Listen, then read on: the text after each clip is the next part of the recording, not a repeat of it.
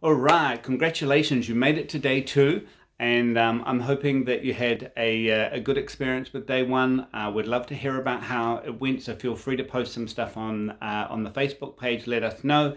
And so what we're going to do today is we're going to start what will be a series of the next 5 days, learning how your partner likes to receive love.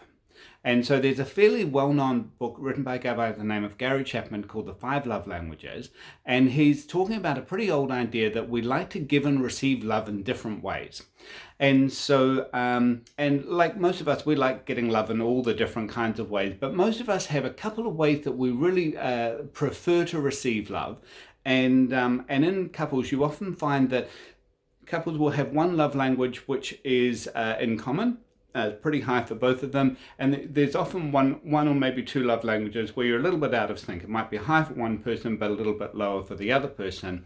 And so what that means is that if your love language, for instance, is service, and so you express love by going and doing things for people you love, then you might be out there polishing your partner's car and detailing it, and marking up the tires. Acts of service is not my top love language, and your partner's thinking, why can't you just spend more time with me? And so as we're going through this, we're going to try and figure out what it is that's most important to your partner, what's important to you, and so you can be a little bit more attuned to your partner in the way that you respond to them.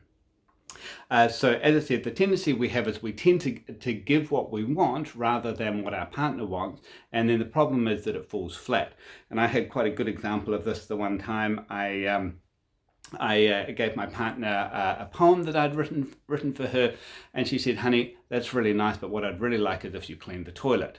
And so the next day I cleaned the toilet, and she went on about it for about 2.5 hours or so. And so what that was illustrating to me was that if I really wanted to make her happy, it was more important to clean the toilet than write her a poem. And there will be probably some people who will be watching that thinking, "Oh my God, I wish my partner would write a poem for me." But again, we want to learn to recognize what it is that our partner does to both give and receive love. So let's run through them quickly. The 5 love languages are, so the first one is touch.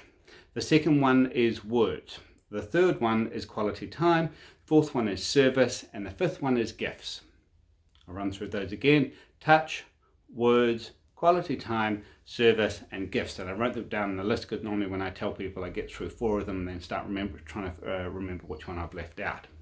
So for the next 5 days, we're going to focus on one of those every day.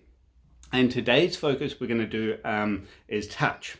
And for touch, what we're going to do is we're going to focus on how to give your partner a really good hug. And we're actually going to do like a separate video, which may seem a little bit weird.